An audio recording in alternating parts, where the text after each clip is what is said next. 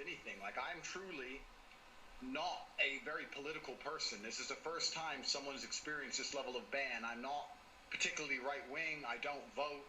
I mean, I obviously have my own personal views, but they didn't ban me for that. They banned me simply because I had large swaths of the population agreeing to very traditional masculine values. Teenage men and young men, 20, 22, 23, 24, were looking... Which makes sense because now we live in a society that is feminist. You know what I'm saying? That's controlled by a lot of feminism. You get what I'm saying? Think about it. Most of the people that are against him tend to be on the left side, the left wing. You know what I'm saying? These are the same people that agree with a man being able to have a child and get pregnant and conceive a child. You feel me? These are the same people that believe that a woman can be a man. You get what I'm saying? So this ain't nothing new to me. I don't like, you get what I'm saying? So, and they don't want that.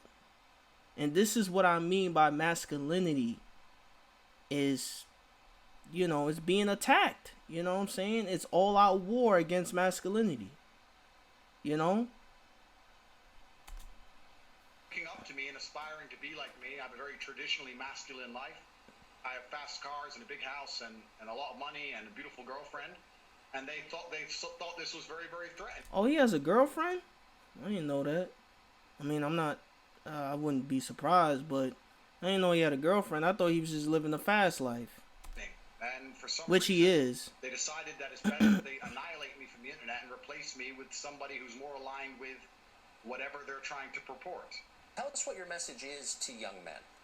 Yeah, so I think that being a man is very, very difficult. I think that men's issues are largely overlooked. The people in charge of the world pretend to care, but when somebody who's championing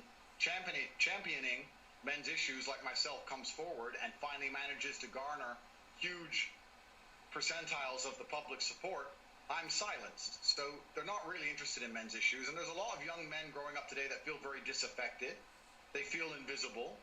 The agendas that are being forced down their throats are not agendas they align with or they feel affinity to or agendas they want. And I basically just say to men, look, it's a very hard life. You're going to need to get up, work hard, go to the gym. Strong body is a strong mind. You're going to have to reject listening blindly to everything you're told, reject the slave mind, think for yourself, get a strong network of brothers, work aside them, don't tolerate low-quality people in your life, which means don't tolerate men who just smoke drugs and play video games, or men who are disloyal or dishonest. He's speaking facts right now. How can you disagree with everything that this man is saying right now? He's speaking facts. You get what I'm saying? And this is some really great advice.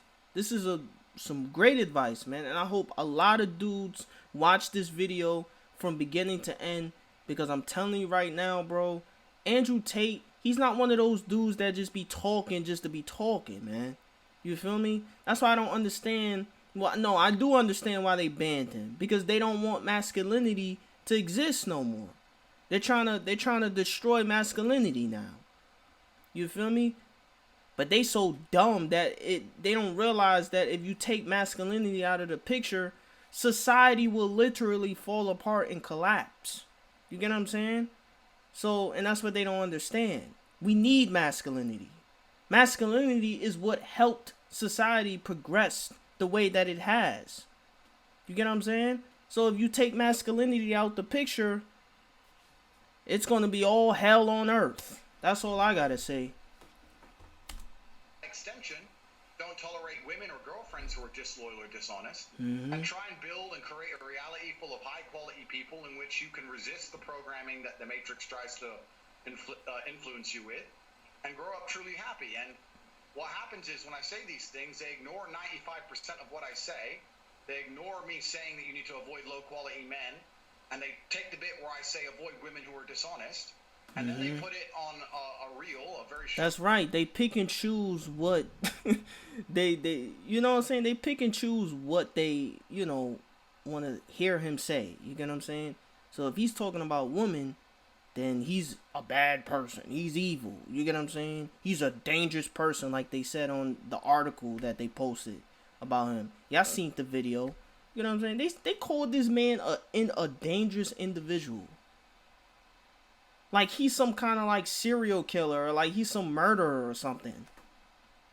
When really he's just putting young men onto game on how society works and what you need to do as a young man if you want to be successful in life. You get what I'm saying?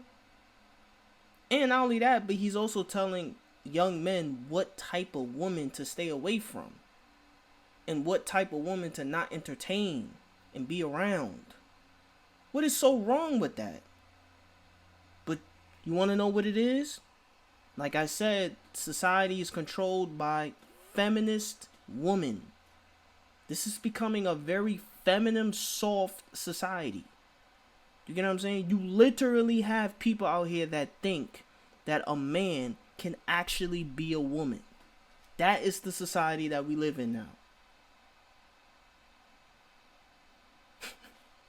Unbelievable, bro.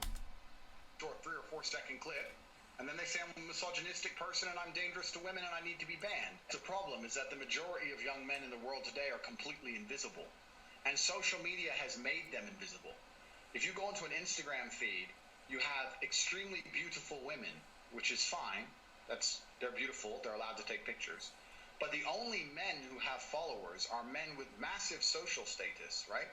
Men with Ferraris and money, or rappers, or people who have YouTube channels, interesting people. If you're a normal man with a normal job, you don't really exist in the online world. It's very difficult to get followers. Nobody replies to your DMs. You don't really matter.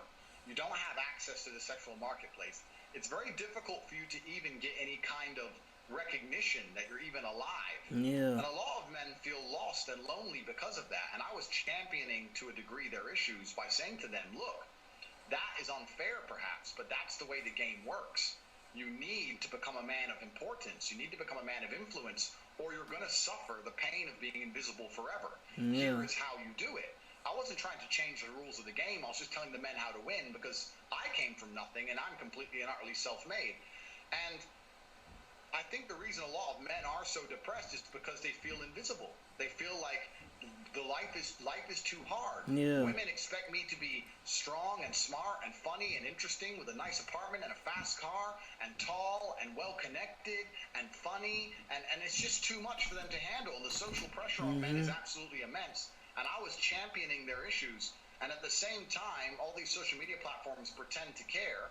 As soon as somebody they resonate with stands up and champions their issues, they mass blanket ban me, which shows they have absolutely no care for the young men of the world today. Yeah, they don't. They don't care. They don't care about us. You feel me? If you're a man watching this, I just want you to know, society does not care about how you feel, man. But they will be so quick to care about how a woman feels. They care about how a woman feels, but they don't care about how you feel. You get what I'm saying? And as a man, once you realize that, that should make you stronger. You feel me? That should make you stronger. You get what I'm saying? Because that's just how society is, man. It's not, nobody cares about a man's feelings. That's just how it is. They think that by banning me, I'm just going to vanish, and the young men are just going to go and start eating the gruel that they're fed on their YouTube feed. They don't want to read. They don't want to see transgender people wear makeup. They don't want to see that. They want to see a man who has a bunch of money and a nice life and some fast cars and is strong and is confident. They want an action hero, and that's something that large portions of the world still want to be. And YouTube and social media platforms obviously just don't like the idea of that. They want to get rid of me and try and replace me with something they see as far more malleable, trying to create people which are more malleable and more easy to program and more easy to control. So news accounts in the United States say that the U.S. Embassy in Bucharest, Romania, was tipped off to your misdeeds and alerted the local authorities you might be committing human trafficking. Given that this is the same charge they leveled against Julian Assange, or a species of it, skeptical, but I want to know the details. Were you arrested for human trafficking? What happened? Yeah, I was not arrested. So what happened is I suffered from a case of swatting. It's very popular with people who are large on the internet. Many large YouTubers have been swatted. It's where you call the police and you say somebody has a gun or there's a hostage situation, and the SWAT team arrives. Somebody made a phone call to the American Embassy saying that I was holding women at my house. The police arrived, and let me state this now. I state this openly to the world. I have absolute respect for the police.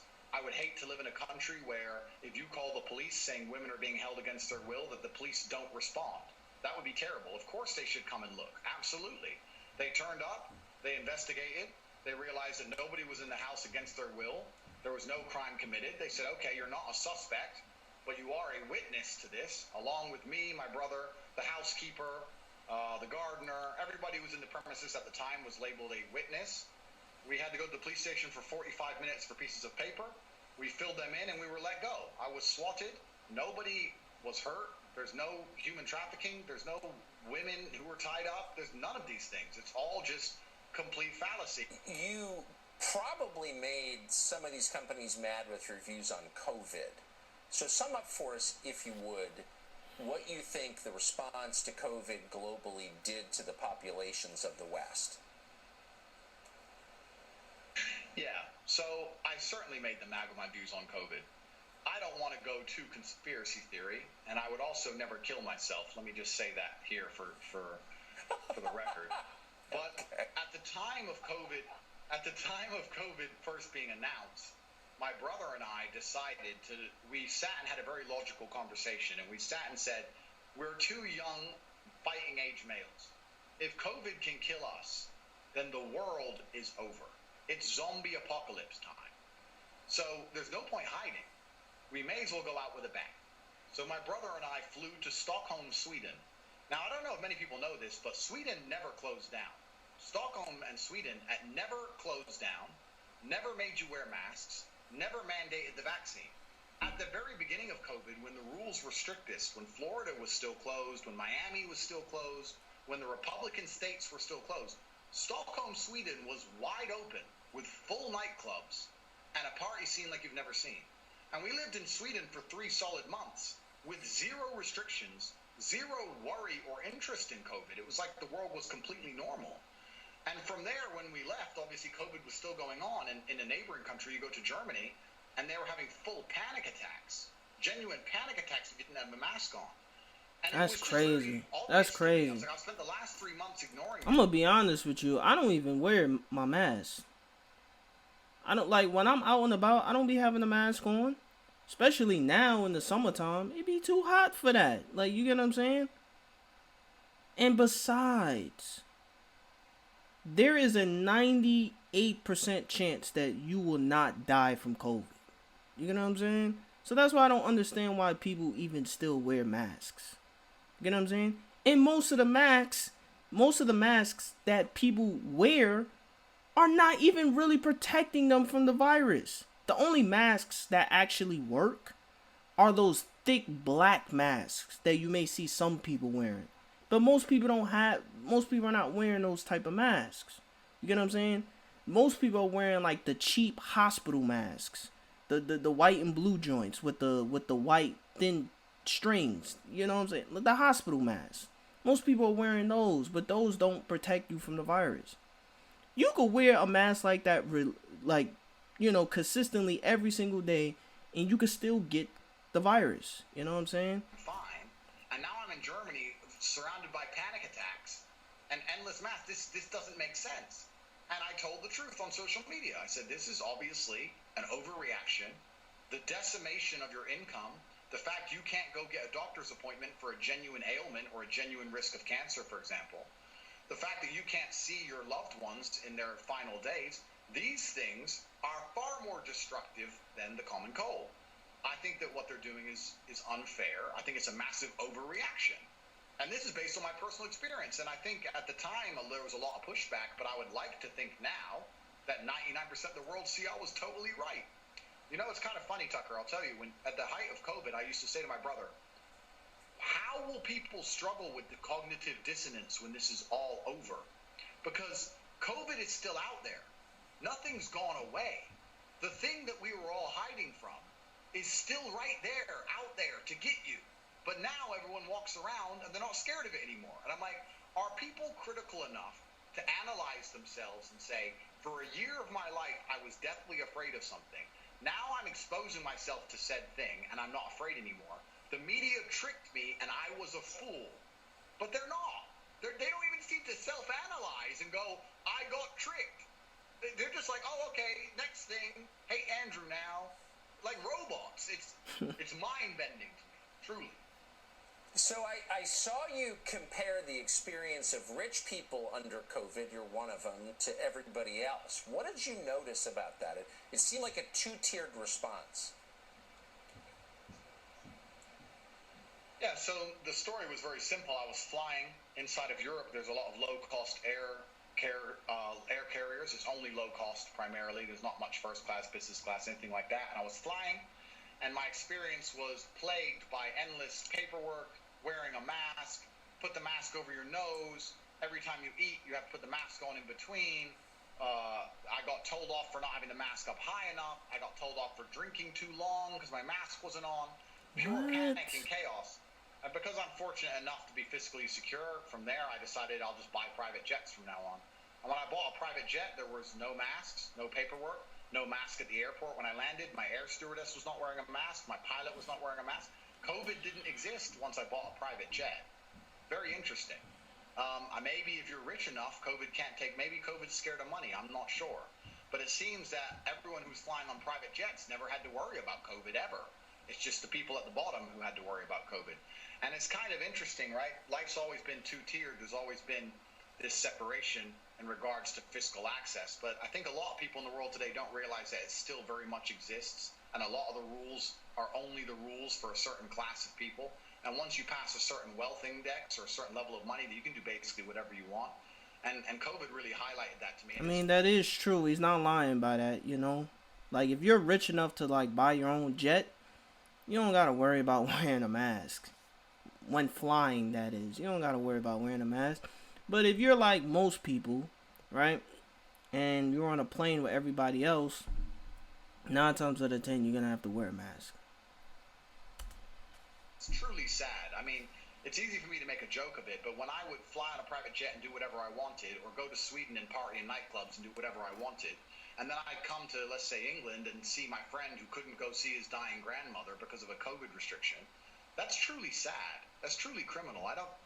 It's really crazy what's happened and how the world's just moved on, and the cognitive dissonance that people don't have enough respect for themselves and for the truth to analyze how they were so easily fooled. It's really sad to even think about, but maybe that was the beginning of me being disliked by just pointing out my human experiences during the pandemic.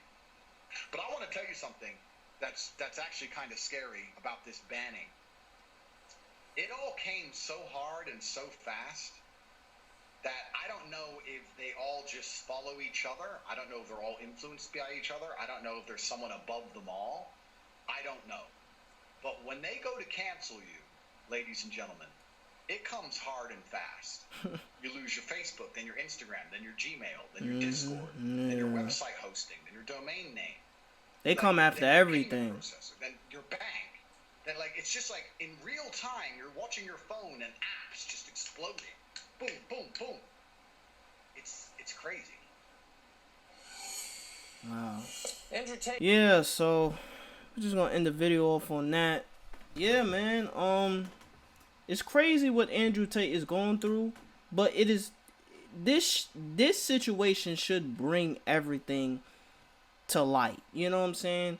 You know, a lot of dudes should now be able to see what society has become now, the type of society that we live in, the state that it's in. You feel me? Hopefully more guys are able to wake up and see what our world is basically becoming. You get what I'm saying? And, you know, in a world like this, you know, we're going to have to learn to adapt. You know what I'm saying? Because I don't see it changing anytime soon. I'm going to be honest. I really think things are just going to honestly get worse and worse and worse. You get what I'm saying? And, you know, like I always say, the devil controls this world. You know what I'm saying? So I honestly would not be surprised if things really got worse from here. But yeah, man, that's the end of the video. I hope y'all enjoyed the reaction, and I'll see y'all on the next video.